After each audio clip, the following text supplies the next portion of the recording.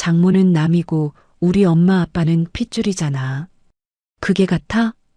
평생 혼자서 저를 키우느라 무릎이 닳도록 일한 친정어머니 수술비 1200만 원, 형편이 안 된다며 한 푼도 못 준다던 남편이요. 아, 글쎄.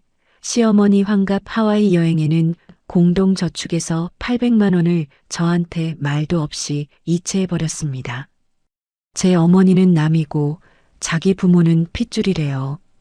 그 말을 듣는 순간 저는 말 한마디 안 하고 캐리어를 싸서 친정으로 갔습니다.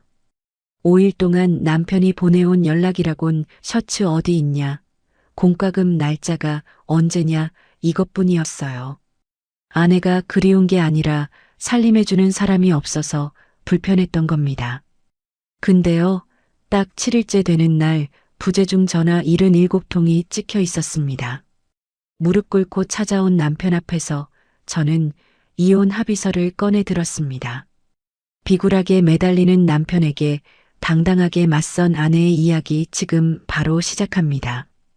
결혼 5년 차, 저는 매달 월급이 들어오면 가계부를 펼쳤습니다. 생활비, 대출 상환, 공동저축 순서로 숫자를 채워 넣는 게 제 일과였죠. 남편 강도윤은 그런 저를 보며 늘 같은 말을 했습니다. 우리 집 재무장관이 또 출근했네.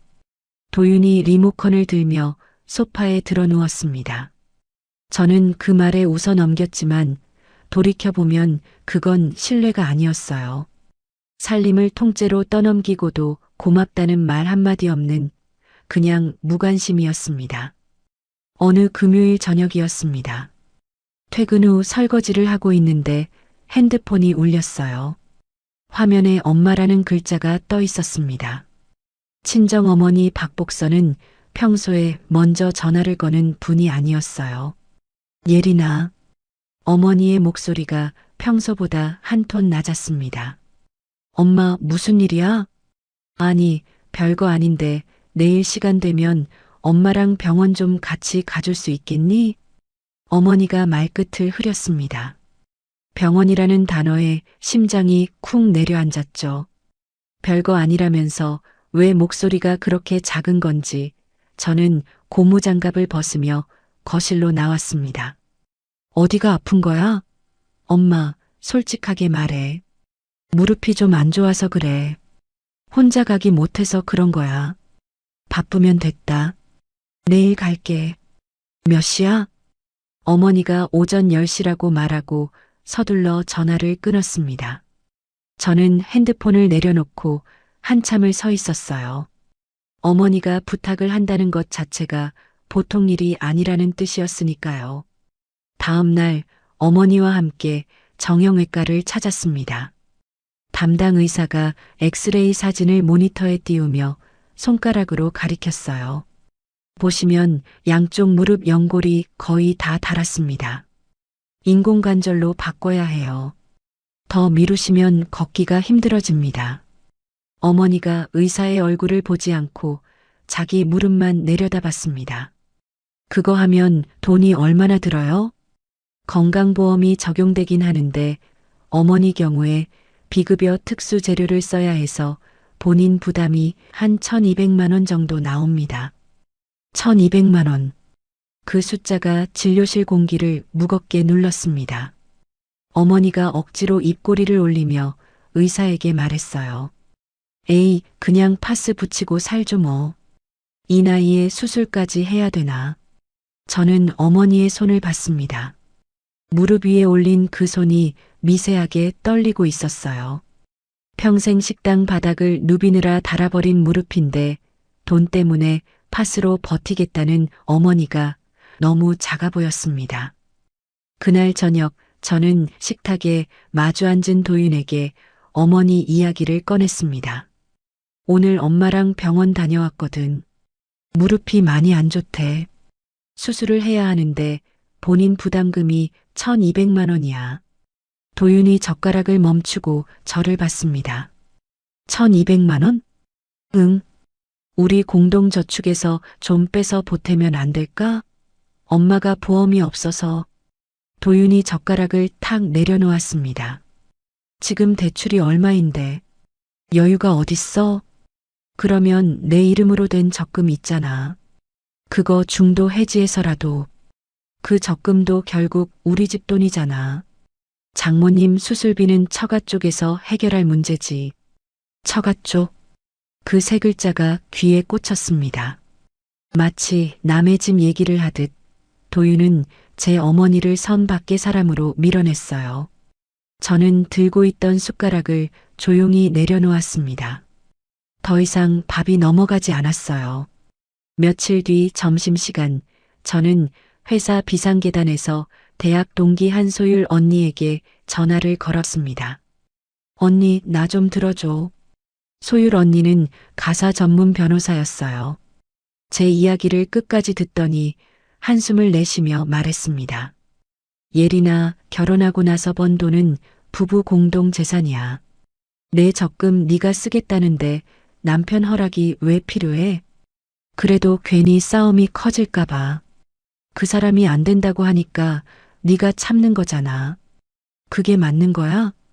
소율 언니의 말이 맞았지만 저는 그날도 참기로 했습니다. 일요일 한 달에 한 번 가는 시댁 식사 자리였어요. 시아버지 강태복이 식사 내내 도윤을 칭찬하며 저를 향해 말했습니다. 도윤이가 요즘 회사에서 고생이 많다. 예린이가 살림을 잘 받쳐줘야지. 시어머니는 옆에서 아무 말 없이 제 앞에 반찬만 집어주셨어요. 저는 네, 알겠습니다 하고 고개를 숙였습니다. 시댁에서 돌아오는 차 안, 저는 다시 입을 열었어요. 엄마 수술비 건 다시 한번 생각해 볼 수 없어? 도윤이 운전대를 잡은 채 한숨을 내뱉었습니다. 형편이 안 된다고 했잖아. 왜 자꾸 같은 얘기를 해? 저는 창밖을 바라봤습니다. 형편이 안 된다는 말이 정확히 어디까지를 뜻하는 건지 저는 속으로 되물었어요. 그날 밤 어머니에게 전화를 걸었습니다. 엄마, 수술비는 내가 마련할게. 조금만 기다려. 어머니가 한참 아무 말이 없었어요. 괜찮다. 엄마가 알아서 할게. 사위한테 미안하지도 않니? 사위한테 미안하다. 그 말이 가슴에 못처럼 박혔습니다. 전화를 끊고 침대에 누웠어요. 옆에서 도윤이 코를 골며 자고 있었습니다. 저는 도윤의 등을 한참 바라보며 생각했어요. 이 사람에게 제 어머니는 대체 어떤 존재인 걸까? 그리고 저는 이 결혼에서 정말 반쪽인 걸까? 한 달이 지났습니다. 어머니의 수술은 계속 미뤄지고 있었어요. 저는 몰래 점심값을 아끼고 야근 수당을 따로 모아 300만 원 남짓을 만들어 놓았지만 1200만 원에는 한참 부족했습니다. 어머니는 전화할 때마다 같은 말을 했어요. 무릎이 좀 나아진 것 같아. 걱정 마라. 거짓말이라는 걸 저는 알고 있었습니다. 어머니 목소리 끝이 올라가면 아픈 걸 참고 있다는 뜻이거든요.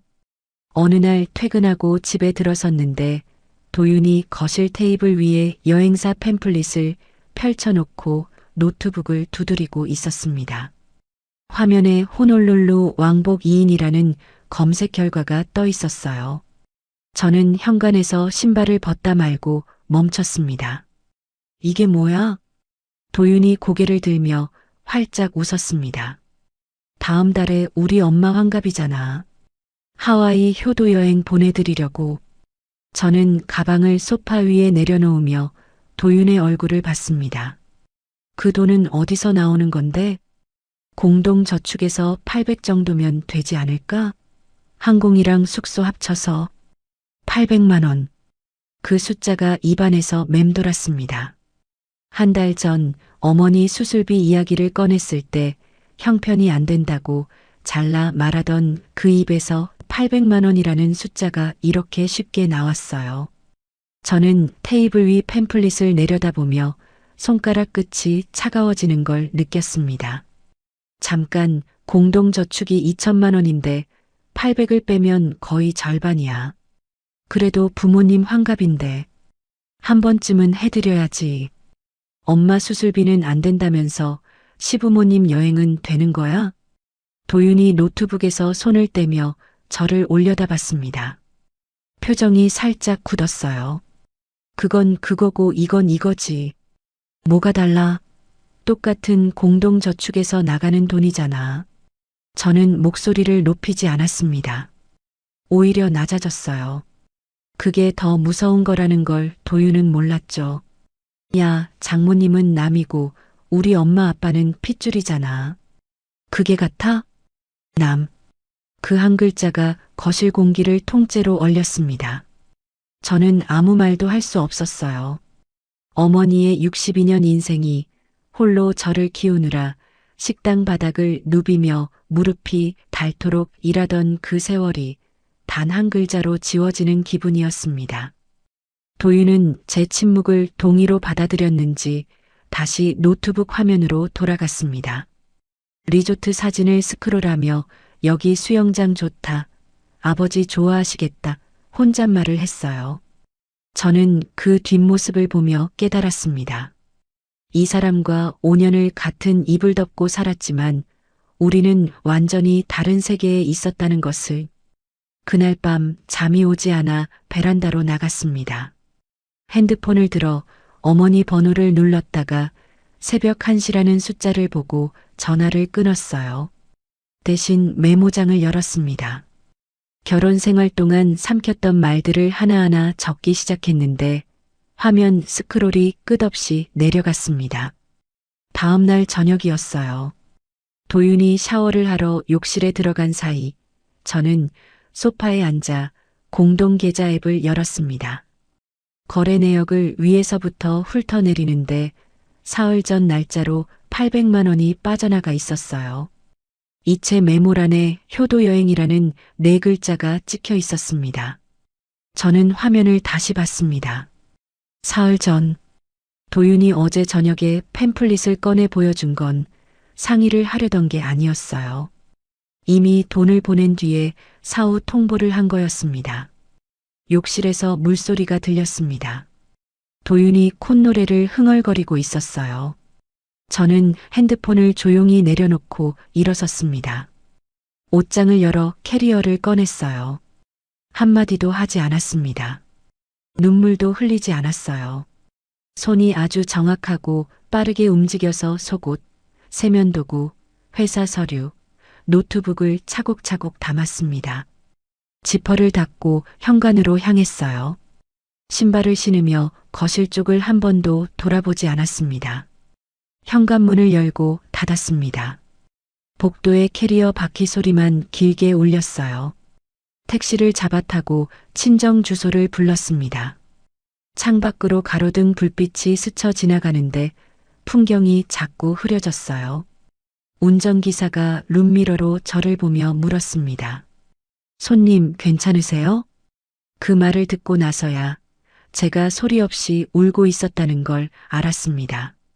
손등으로 볼을 훔치며 괜찮다고 대답했지만 목소리가 갈라져 나왔어요.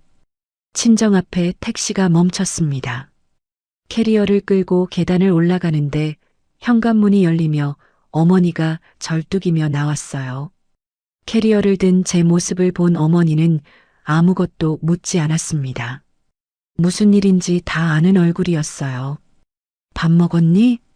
그 한마디에 참았던 것들이 한꺼번에 터졌습니다. 저는 현관 앞에 서서 캐리어를 잡은 채 소리내어 울었고 어머니는 아픈 무릎으로 한 발짝 나와 저를 안았습니다.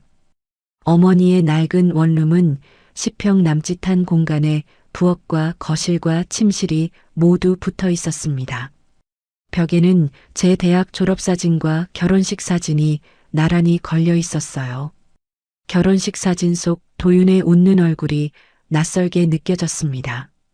저는 캐리어를 구석에 세워놓고 어머니가 차려준 된장찌개 앞에 앉았어요. 엄마, 나 좀 여기 있어도 돼?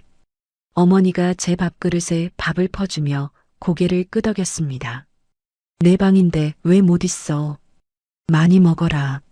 저는 숟가락을 들었다가 내려놓았습니다. 그리고 처음으로 그동안 있었던 일들을 하나하나 꺼내 놓았어요. 어머니 수술비를 보태고 싶다고 했을 때 형편이 안 된다며 잘라 말하던 도윤의 얼굴.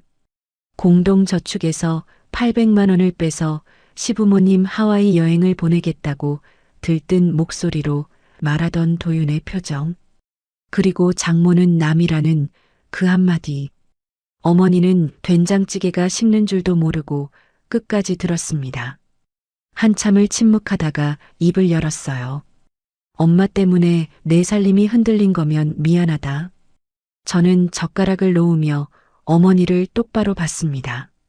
엄마가 왜 미안해? 미안할 사람은 따로 있어. 어머니가 고개를 숙이며 국물을 떠먹었습니다.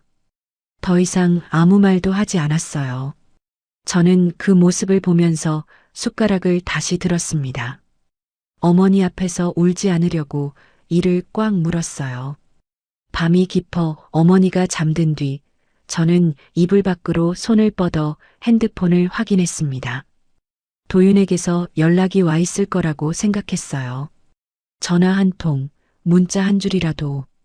그런데 화면에는 아무것도 없었습니다. 카카오톡 프로필도 평소 그대로였어요. 마치 아내가 집을 나간 일 자체를 모르는 사람처럼. 분노가 올라올 줄 알았는데 밀려온 건 허탈함이었습니다. 저는 핸드폰을 베개 밑에 넣고 천장을 바라봤어요. 어머니의 거친 숨소리만 어둠 속에서 들렸습니다. 별거 2일째 아침, 저는 회사에 연차를 냈습니다. 어머니 수술 예약을 잡기 위해 대학병원 몇 군데에 전화를 돌렸어요. 한 곳에서 2주 뒤 수술 일정이 잡혔는데 보증금 300만 원을 먼저 내야 한다는 말에 저는 몰래 모아둔 돈을 쓰기로 결심했습니다. 전화를 끊고 식탁에 앉아 계산기를 두드리는데 카카오톡 알림이 울렸어요. 도윤이었습니다. 2일 만에 처음 온 연락이었죠. 메시지를 열었습니다. 내 회색 셔츠 다림질해 놓은 거 어디 있어? 저는 그 메시지를 읽고 한참을 화면을 바라봤습니다. 아내가 캐리어를 싸서 집을 나간 지 이틀이 지났는데 첫 연락이 셔츠 위치를 묻는 메시지라니. 저는 아무 답도 하지 않았어요. 핸드폰을 식탁 위에 엎어놓고 다시 병원 서류를 정리했습니다. 별거 3일째 오후 초인종이 울렸습니다. 어머니 동네에서 반찬 가게를 하는 옆집 아주머니가 대야에 깍두기를 담아들고 서 있었어요. 어머, 예린이 왔구나. 어머니 무릎이 많이 안 좋으셔서 걱정이었는데. 아주머니가 깍두기를 건네며 웃었습니다. 저는 고맙다고 인사하며 대야를 받아들었어요. 문을 닫고 돌아서는데 가슴이 먹먹했습니다. 어머니가 동네 사람들에게도 아픈 내색 없이 지내왔다는 뜻이었거든요. 저만 몰랐던 겁니다. 그날 저녁 어머니 무릎에 찜질팩을 올려드리며 물었어요. 엄마, 많이 아팠어? 진짜로. 어머니가 이불을 축혀 올리며 손을 내저었습니다. 아이고, 이 나이에 안 아픈 데가 어딨니? 다 그런 거야. 왜 나한테 말 안 했어? 옆집 아주머니는 아는데 나만 몰랐잖아. 네가 알면 뭐해. 시집간 딸이 걱정만 하지. 저는 더 말하지 못하고 찜질팩 위에 수건을 덮어드렸습니다. 어머니의 부은 무릎이 수건 너머로도 볼록하게 올라와 있었어요. 별거 4일째 저녁 도윤에게서 두 번째 메시지가 왔습니다. 공과금 자동이체 날짜가 언제였지? 저는 핸드폰을 들고 그 문자를 읽었어요. 그리고 확실히 깨달았습니다. 이 사람이 아쉬운 건 아내가 아니었어요.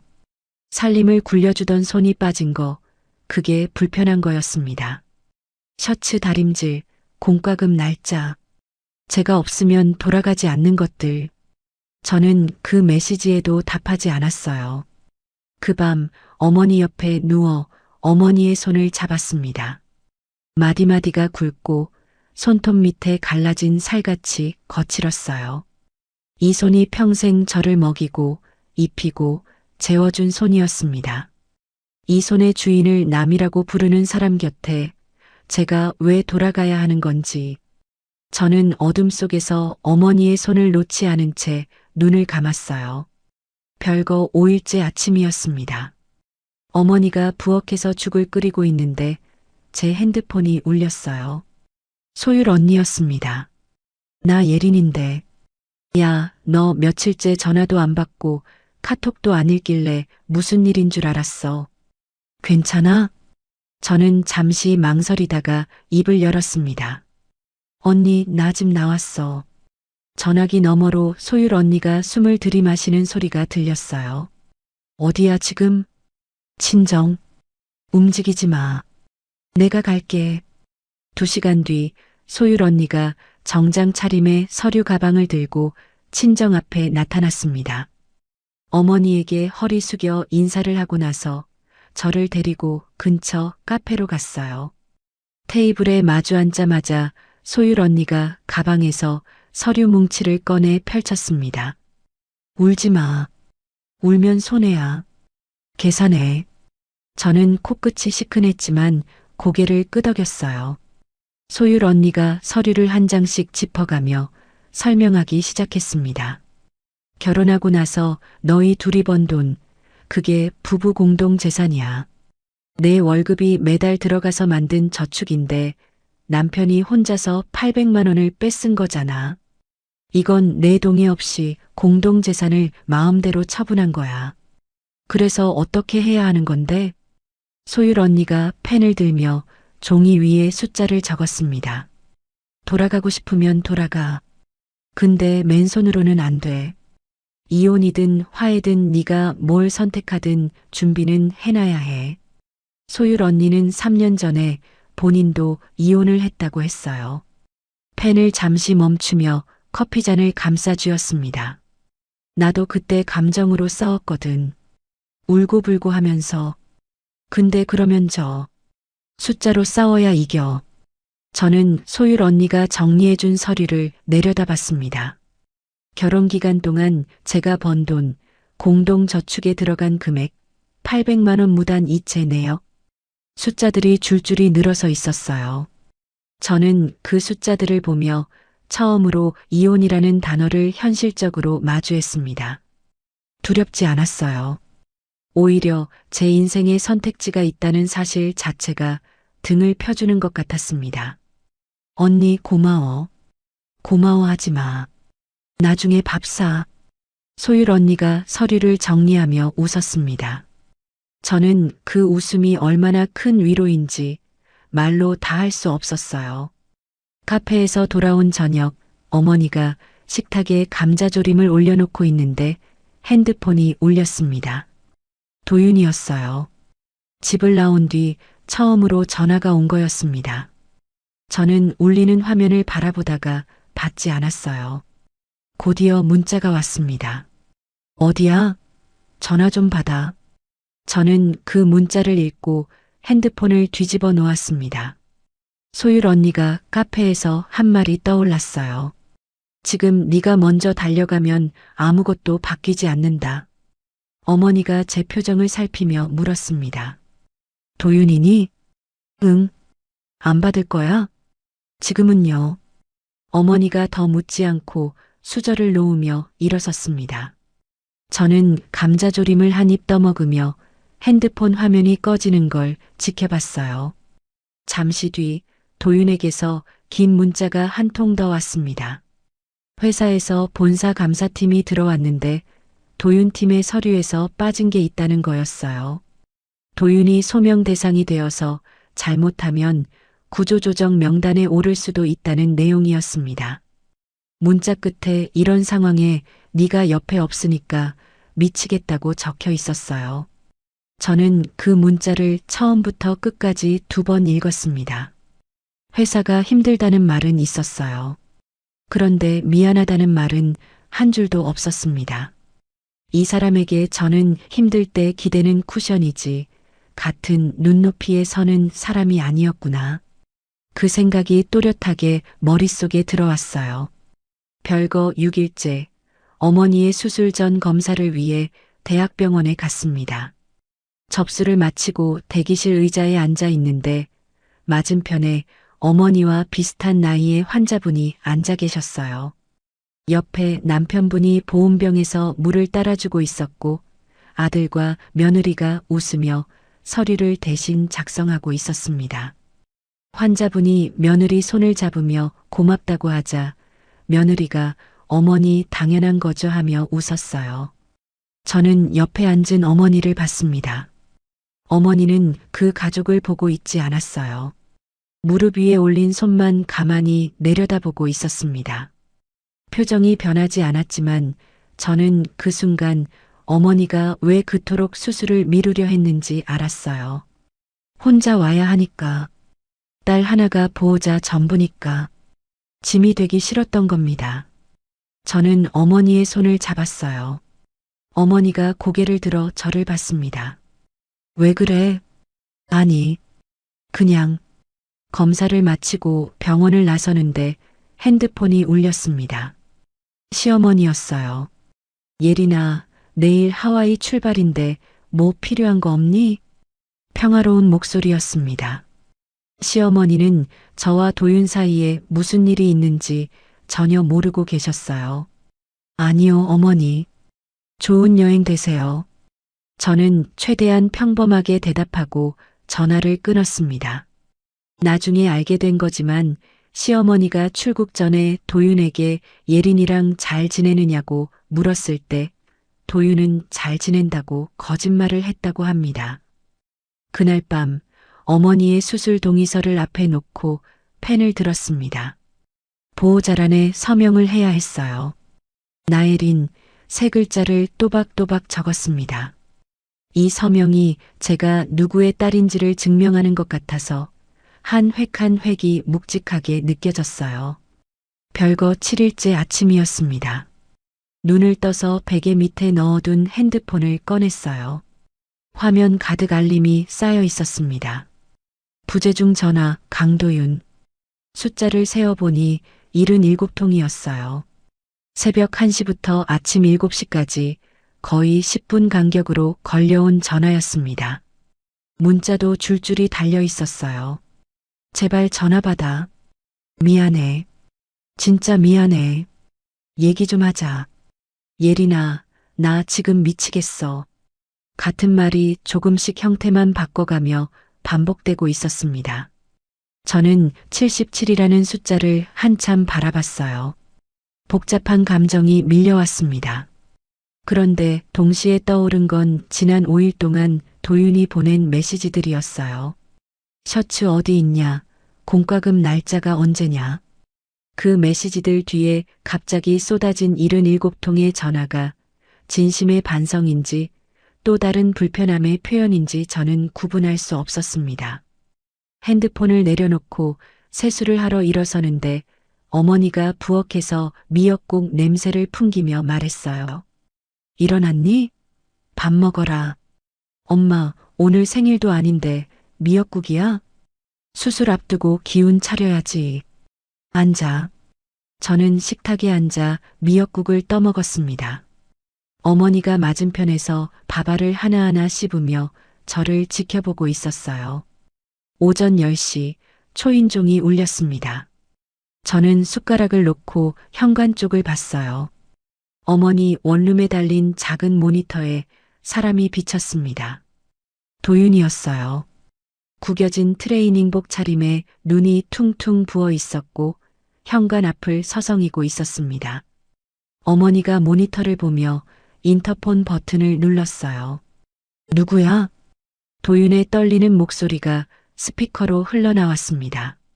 어머니, 저 도윤이요. 어머니가 저를 돌아봤습니다. 저는 소파에 앉은 채 고개를 끄덕이지도 젓지도 않았어요. 어머니가 잠시 저를 바라보다가 현관문을 열었습니다. 도윤이 좁은 현관에 들어서자마자 무릎을 꿇었어요. 슬리퍼도 신지 않은 양말 차림으로 바닥에 주저앉으며 입을 열었습니다. 잘못했어. 내가 잘못했으니까 집에 가자. 저는 소파에 앉은 채 도윤을 바라봤습니다. 아무 말도 하지 않았어요. 도윤의 눈 밑에 시커먼 그림자가 내려앉아 있었고 트레이닝복 주머니에서 차 키가 반쯤 빠져나와 있었습니다. 밤새 잠을 못 자고 달려온 게 보였어요. 그래도 저는 입을 열지 않았습니다. 침묵이 길어졌어요. 어머니가 부엌에서 천천히 걸어 나왔습니다.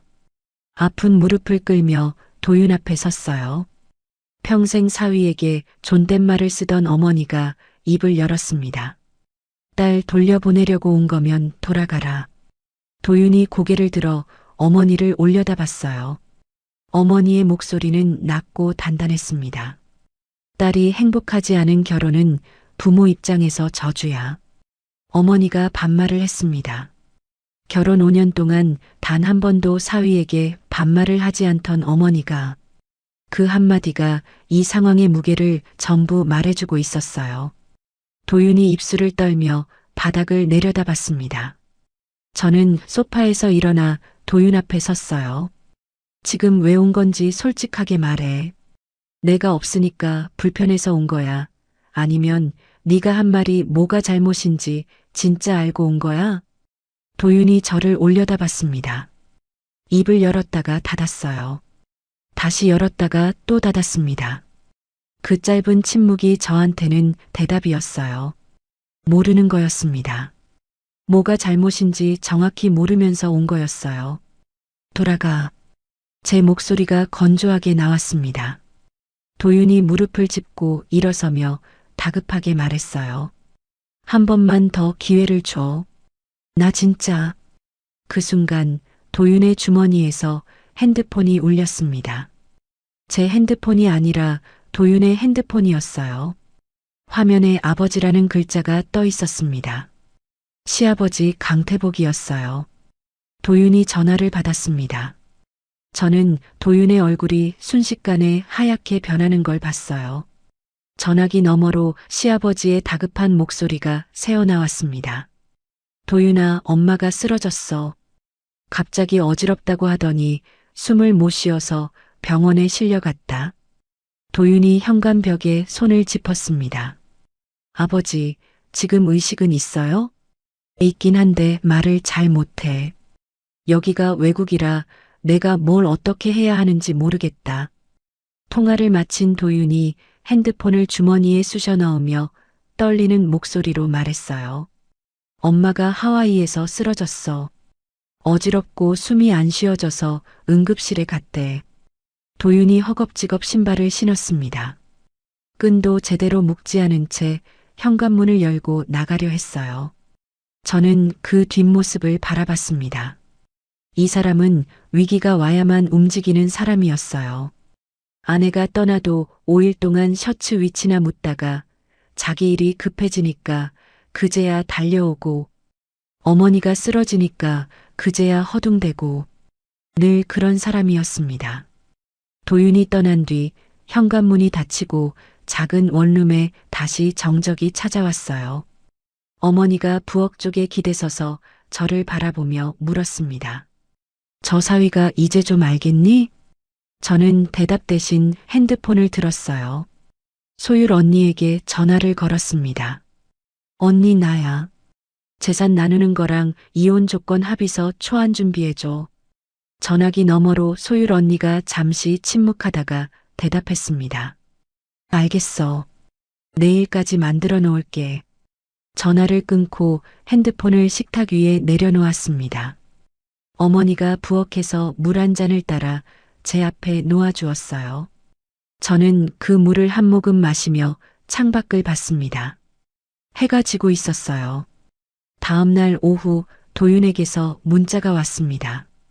급하게 하와이행 비행기를 알아봤지만 당일편은 만석이었다는 내용이었어요. 그 아래에 시아버지가 보낸 카카오톡 캡처 사진이 붙어 있었습니다. 엄마가 쓰러졌는데 너는 뭐하고 있냐? 며느리는 연락도 안 되고.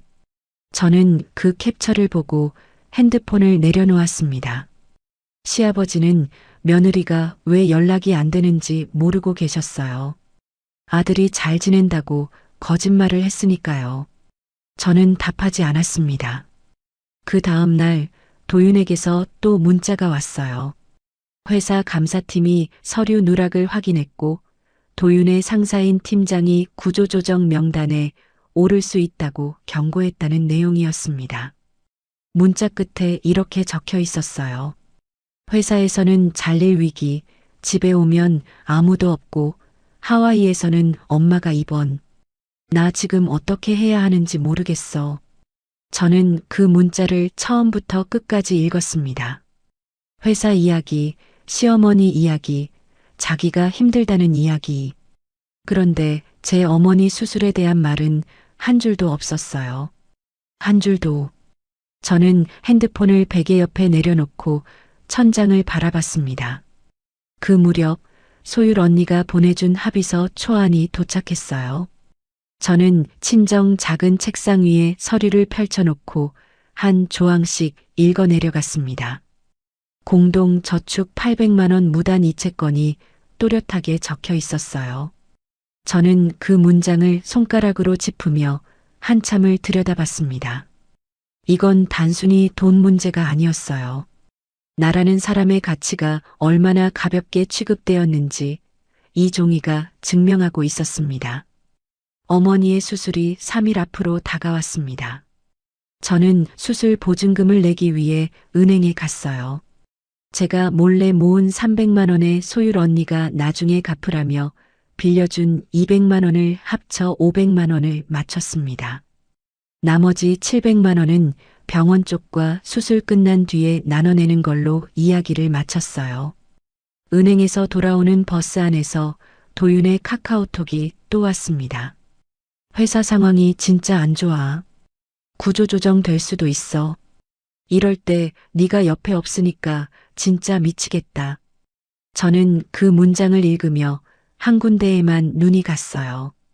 네가 옆에 없으니까. 미안하다는 말이 아니라 네가 없어서 힘들다는 말. 결국 같은 거였습니다. 제가 필요한 게 아니라 제자리가 필요한 거. 저는 창밖을 보며 핸드폰을 가방에 넣었어요. 그날 밤 도윤에게서 다시 연락이 왔습니다. 시어머니 담당 의사와 통화한 결과 시어머니의 병은 귀 안쪽에 생긴 염증이라 생명에는 지장이 없지만 2주에서 3주 정도 안정을 취해야 하고 당분간 장거리 비행기를 타기 어렵다는 소식이었어요. 저는 시어머니가 무사하다는 말에 가슴을 쓸어내렸습니다. 아무리 복잡한 감정이 있어도 사람이 아프다는 건 다른 문제니까요. 그래도 저는 답장을 하지 않았어요. 어머니 수술 전날 밤이었습니다. 어머니 옆에 누워 불을 끄고 있었는데 어둠 속에서 어머니가 먼저 입을 열었어요. 예린아. 응, 엄마. 엄마가 미안해. 저는 고개를 돌려 어머니 쪽을 봤습니다. 어둠 속에서 어머니의 얼굴은 보이지 않았지만 목소리가 젖어 있었어요. 엄마한테 돈이 있었으면 네가 이런 고생을 안 해도 됐을 텐데. 어머니가 이불 속에서 제 손을 찾아 꼭 잡았습니다. 손가락 마디마디에 힘이 들어가 있었어요. 엄마, 제발 그런 말 하지 마. 목소리가 떨렸습니다.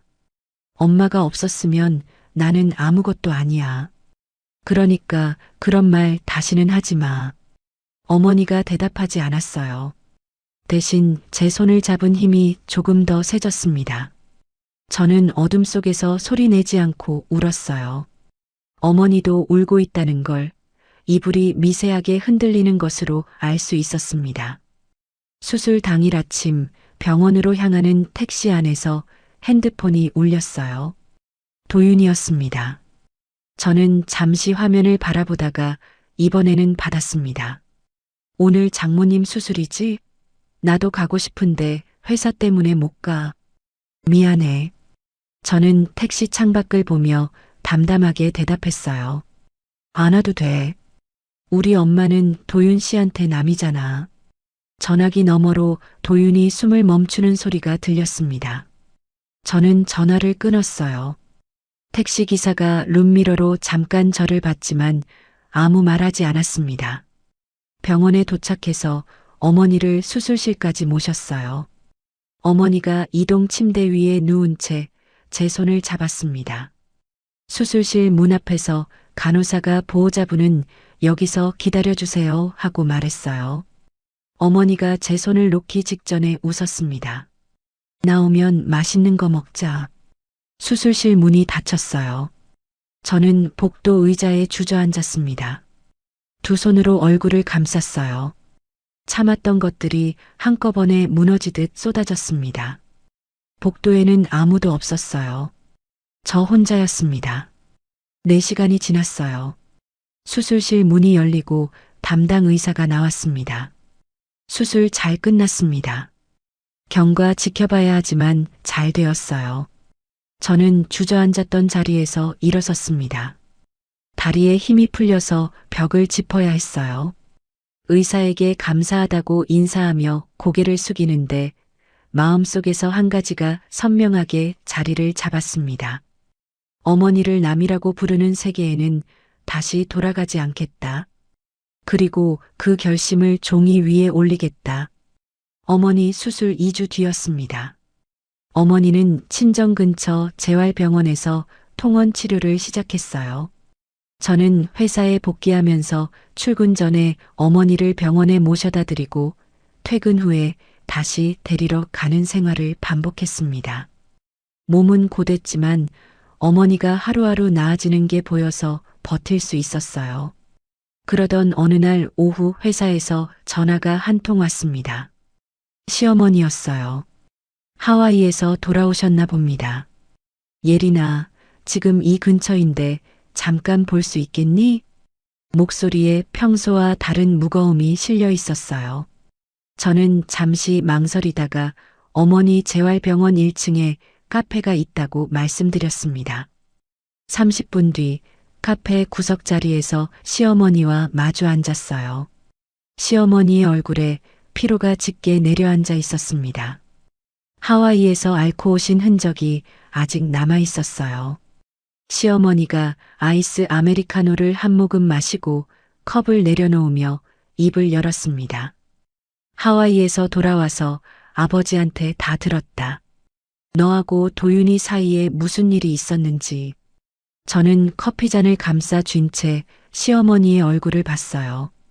도윤이가 너한테 한 말, 핏줄이니 남이니 그 말 병원 침대에서 듣고 울었다. 시어머니가 눈을 내리깔며 냅킨으로 테이블 위에 물방울을 닦았습니다. 손끝이 미세하게 떨리고 있었어요. 그 말은 도윤이가 혼자 생각해낸 말이 아니야. 저는 손을 멈추고 시어머니를 바라봤습니다. 결혼 초부터 아버지가 도윤이한테 말해왔어. 처갓집에 돈이 들어가기 시작하면 끝도 없다. 집안이 기운다. 그 말을 몇 년을 반복했는지 모른다. 시어머니가 냅킨을 구기며 한숨을 내쉬었어요. 도윤이가 다른 건 다 괜찮은데 양가 문제만 나오면 이상하게 변하는 거 내가 옆에서 보면서도 아무 말을 못했어. 아버지가 워낙 완고한 사람이라. 저는 그 고백을 듣고도 분노가 가라앉지 않았습니다. 이유를 알게 된다고 해서 상처가 사라지는 건 아니었으니까요. 어머니, 이유가 있다는 건 알겠어요. 근데 그래서 제가 돌아가야 하는 건 아니에요. 시어머니가 천천히 고개를 끄덕였습니다. 알아. 나는 사과하러 온 거지, 데리러 온 게 아니야. 그 한마디에 저는 잠시 말을 잃었어요. 시어머니가 자리에서 일어서며 조심스럽게 물었습니다. 예린아, 사돈 어른 병실에 가도 되겠니? 저는 잠시 망설였어요. 시어머니의 눈이 붉게 물들어 있었습니다. 저는 고개를 끄덕이며 재활치료실로 안내했어요. 어머니가 치료 침대에 앉아 무릎에 찜질팩을 올리고 계셨습니다. 시어머니를 보자 어머니의 눈이 커졌어요. 시어머니가 어머니 앞에 서서 허리를 깊이 숙였습니다. 사돈, 죄송합니다. 우리 아들이 큰 잘못을 했어요. 어머니가 놀란 얼굴로 손을 내저었어요. 아이고, 사돈 이러지 마세요. 일어나세요. 어머니가 시어머니의 손을 잡아 일으켰습니다. 두 사람이 마주 잡은 손이 한참 동안 풀리지 않았어요. 저는 치료실 문 앞에 서서 그 모습을 바라봤습니다. 두 어머니가 고개를 숙이고 앉아 있는 모습이 아프고도 아름다웠습니다. 시어머니가 떠난 뒤 저는 복도에서 소율 언니에게 전화를 걸었어요. 언니, 시어머니한테 들은 얘기가 있어. 시아버지가 도윤에게 오랫동안 처가에 대한 편견을 심어왔다는 이야기를 전했습니다. 소율 언니는 끝까지 듣고 나서 말했어요. 원인이 시아버지든 남편이든 피해자는 너야. 합의서 초안은 예정대로 준비해둘게. 꺼낼지 말지는 네가 정하고. 전화를 끊고 병원 복도 의자에 앉았습니다. 창밖으로 해가 기울고 있었어요. 그날 저녁 도윤에게서 긴 문자가 왔습니다. 평소와 달랐어요. 하소연이 아니었습니다. 엄마한테 다 들었어. 아버지가 그동안 나한테 한 말들이 얼마나 잘못된 건지 이제야 보인다. 아버지 말을 아무 생각 없이 내 생각이라고 믿고 살았어. 만나서 얘기하고 싶다. 저는 그 문자를 여러 번 읽었어요. 아버지의 말을 내 생각이라고 믿었다. 그 문장에서 처음으로 도윤의 변화 가능성을 느꼈습니다. 하지만 5년간 쌓인 상처가 문자 한 통으로 녹을 수 없다는 것도 알고 있었어요. 저는 핸드폰을 내려놓고 어머니 방으로 들어갔습니다. 다음 날 도윤이 다시 찾아왔어요. 이번에는 친정으로 오지 않았습니다. 어머니가 재활 치료를 받고 있는 병원으로 먼저 갔어요. 저는 병원 로비에서 도윤을 마주쳤습니다. 도윤이 재활 치료실 앞에서 어머니를 기다리고 있었어요. 치료를 마치고 나온 어머니가 도윤을 보자 걸음을 멈췄습니다. 도윤이 어머니 앞에 서서 고개를 숙였어요. 어머니, 수술비 제가 다 내겠습니다. 진작 그랬어야 했는데 정말 죄송합니다.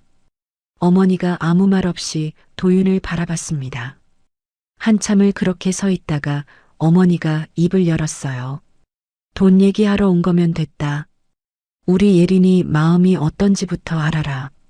도윤이 고개를 더 숙였습니다. 어머니가 도윤을 지나쳐 복도를 걸어갔어요. 저는 어머니를 부축하며 따라 걸었습니다. 병원을 나서는데 도윤이 뒤따라 나왔어요. 주차장 앞에서 저를 불러 세웠습니다. 예린아. 저는 멈춰서서 도윤을 봤어요. 도윤의 눈이 빨갛게 부어 있었습니다. 아버지한테 직접 찾아가서 말했어. 전화로만 한 게 아니야. 아버지가 틀렸다고, 처가도 내 가족이라고. 저는 그 말을 듣고도 바로 대답하지 않았습니다. 도윤의 얼굴을 한참 들여다봤어요. 울어서 부은 눈, 며칠째 제대로 못 잔 티가 나는 다크서클, 구겨진 셔츠 깃. 이 사람이 진심으로 무너지고 있다는 건 보였어요. 하지만 그게 곧 변했다는 뜻은 아니었습니다. 그 말이 진심인지는 행동이 증명해야 해. 저는 그렇게 말하고 돌아섰어요. 어머니의 팔을 잡고 택시를 잡았습니다. 도윤이 주차장에 서서 저희를 바라보고 있었지만 저는 뒤를 돌아보지 않았어요. 어머니가 재활 치료를 마치고 퇴원한 날이었습니다. 저는 어머니를 부축해 친정 현관문을 열고 신발을 벗겨드리고 방에 이불을 깔아드렸어요. 어머니가 이불 위에 앉으며 다리를 쭉 펴고 무릎을 주물렀습니다. 아이고, 우리 집이 제일 좋다. 엄마, 무릎 괜찮아? 병원보다 100배 낫지. 밥이나 해 먹자. 저는 부엌에서 쌀을 씻다가 손을 멈추고 가방 속을 들여다봤어요. 소율 언니가 만들어준 합의서 초안이 들어 있었습니다. 저는 젖은 손을 수건에 닦고 서류를 꺼내 식탁 위에 올려놓았어요. 도윤에게 보여주려는 게 아니었습니다. 저 자신에게 확인시키려는 거였어요. 나에게는 이 결혼을 끝낼 힘이 있다는 것. 서류 위에 적힌 글씨들을 한 줄 한 줄 읽으며 손가락으로 천천히 짚었습니다. 그리고 서류를 다시 가방에 넣었어요. 저녁을 먹고 나서 도윤에게 연락했습니다. 할 얘기가 있어. 내일 만나자. 도윤이 바로 답했어요. 어디든 갈게. 시간 말해. 다음 날 오후 2시, 저는 결혼 생활을 함께했던 아파트 근처의 조용한 카페에서 도윤과 마주 앉았습니다. 집으로 가자는 말을 들을까봐 일부러 카페를 골랐어요. 도윤의 얼굴에는 지난 한 달간의 수면 부족과 회사 일이 그대로 드러나 있었습니다. 광대뼈가 도드라지고 눈밑이 거무스름했어요. 도윤이 먼저 입을 열려는 걸 저는 손을 들어 막았습니다. 내가 먼저 할게. 가방에서 합의서를 꺼내 테이블 위에 놓았어요. 도윤이 서류를 내려다봤습니다. 표정이 굳었어요. 여기에 서명할지 찢을지는 네가 행동으로 보여줘. 도윤이 서류를 집어들었습니다. 한 장씩 넘기기 시작했어요. 재산 분할 항목, 공동 저축 800만 원 무단 이체권, 이혼 조건. 서류를 넘기는 도윤의 손가락이 떨리고 있었습니다. 세 번째 장을 넘기다가 서류를 테이블 위에 내려놓았어요. 고개를 숙인 채 한참을 아무 말도 못했습니다. 돌아가야 하는 이유를 말해봐. 단 사랑한다나 미안하다 말고. 구체적으로 뭘 바꿀 건지. 도윤이 고개를 들었습니다. 입술을 한번 깨물고 천천히 말하기 시작했어요. 어머니 수술비 남은 700만 원, 내 적금 해지하고 부족한 건 마이너스 통장 만들어서 내가 낼게. 저는 아무 말 않고 들었습니다. 부부 돈 관리도 다시 정하자. 앞으로는 일정 금액 이상 쓸 때 서로 동의 없이 못 빼게. 투명하게 하자. 도윤이 커피잔을 감싸 쥐었어요. 잠시 뜸을 들이더니 다시 입을 열었습니다. 그리고 부부 상담 받자. 전문 상담사한테. 나 혼자 생각해서는 뭐가 잘못인지 끝까지 못 찾을 것 같아. 누가 짚어줘야 해. 저는 그 내용보다 도윤이 처음으로 감정이 아닌 계획으로 대답했다는 사실에 눈이 갔어요. 5년 동안 미안하다, 잘할게 같은 막연한 말만 하던 사람이 숫자와 방법을 꺼내놓은 건 처음이었습니다. 하지만 바로 고개를 끄덕일 수는 없었어요. 아버지한테 찾아가서 말했다고 했잖아. 그 뒤로 아버지 어떠셔? 도윤이 커피잔에서 손을 떼며 시선을 떨어뜨렸어요. 그 뒤로 나한테 연락이 없어. 전화해도 안 받으셔. 후회해? 안 해. 할 말은 했으니까. 아버지가 시간이 필요한 거겠지. 저는 도윤의 얼굴을 들여다봤습니다. 아버지에게 맞섰다는 게 이 사람한테 얼마나 큰일이었는지 5년을 같이 살았으니 알고 있었어요. 강태복이라는 사람 앞에서 한 번도 다른 목소리를 낸 적 없는 아들이 처음으로 틀렸다고 말한 거니까요. 그래도 바로 고개를 끄덕일 수는 없었습니다. 저는 테이블 위에 합의서를 집어 가방에 다시 넣었어요. 도윤이 그 동작을 지켜보며 물었습니다. 그거 찢는 거야? 아니, 내가 가지고 있을 거야. 네가 오늘 말한 것들이 행동으로 증명되는 걸 내 눈으로 확인할 때까지. 도윤이 고개를 끄덕였어요. 알겠어. 기다릴게. 저는 자리에서 일어섰습니다. 도윤도 따라 일어섰어요. 카페 문을 열고 나서며 저는 뒤를 돌아보지 않았습니다. 2주가 지났어요. 도윤이 어머니의 수술비 잔액 납부 영수증을 들고 친정을 찾아왔습니다. 현관에서 신발을 가지런히 벗고 들어와 어머니 앞에 무릎을 꿇지 않았어요. 대신 식탁 맞은편에 반듯하게 앉아 영수증을 두 손으로 내밀었습니다. 어머니, 수술비 남은 거 다 냈습니다. 늦어서 죄송합니다. 어머니가 영수증을 받아들고 한참을 내려다봤어요. 숫자를 확인하는 게 아니라 사위의 마음을 읽고 있는 것 같았습니다. 어머니가 영수증을 식탁 위에 내려놓으며 말했어요. 사위야, 돈은 고맙다. 근데 우리 예린이한테 잘해라. 그게 진짜 효도야. 도윤이 고개를 숙이며 대답했습니다. 네, 어머니. 처음이었어요. 도윤이 제 어머니를 부를 때 머뭇거림이 없었습니다. 어머니라는 두 글자가 입에서 막힘없이 나왔어요. 저는 부엌에서 물을 따르다 말고 그 모습을 지켜봤습니다. 가방 속 합의서가 떠올랐지만 꺼내지는 않았어요. 도윤이 일어서려는데 저는 부엌에서 나와 식탁 앞에 섰습니다. 한 가지만 분명히 할게.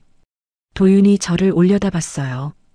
다시는 내 가족을 남이라고 부르는 순간, 그때는 진짜 남이 되는 거야. 도윤이 저와 눈을 마주쳤습니다. 피하지 않았어요. 안 그럴게. 저는 그 눈을 한참 들여다봤습니다. 진심인지 아닌지는 아직 모르겠어요. 그건 오늘 이후의 매일이 증명해 줄 겁니다. 어머니 집을 나서며 도윤과 나란히 걸었어요. 예전처럼 팔짱을 끼지도 손을 잡지도 않았습니다. 반 걸음 정도 간격을 두고 같은 방향으로 걸었어요. 골목 끝 가로등 아래를 지나는데 도윤이 먼저 말을 걸지 않았고 저도 입을 열지 않았습니다. 그래도 같은 방향으로 걸어가고 있다는 것. 지금은 그것으로 충분했어요. 저는 더 이상 참으며 기다리는 사람이 아닙니다. 선택하는 사람이에요. 여러분, 오늘 이야기 어떠셨나요? 내 어머니를 남이라고 부르는 사람 곁에서 참고 또 참았던 예린이의 마음이 얼마나 무거웠을까요? 수술비 한 푼 못 준다던 남편이 시부모 여행에는 800만 원을 아무렇지 않게 쓸 때 그 앞에서 말없이 캐리어를 쌌던 예린 씨의 뒷모습이 오래도록 가슴에 남습니다. 사랑하는 사람이라면 내 가족도 함께 품어주는 게 당연한 거 아니겠습니까? 내 부모만 핏줄이고 상대방 부모는 남이라는 그 말, 결혼이라는 이름 아래 절대 해서는 안 되는 말이었다고 생각합니다. 혹시 여러분 주변에도 이런 일로 소갈이하고 계신 분이 있다면 오늘 이 이야기를 꼭 한번 들려주시면 어떨까요? 참는 게 답이 아니라 선택하는 것이 답이라는 걸 예린이가 보여줬으니까요. 오늘 이야기가 마음에 와닿으셨다면 구독과 좋아요 한 번씩 부탁드립니다. 댓글로 여러분의 생각도 꼭 남겨주세요. 여러분의 한마디 한마디가 저한테는 정말 큰 힘이 됩니다. 그러면 다음 이야기에서 또 뵙겠습니다. 감사합니다.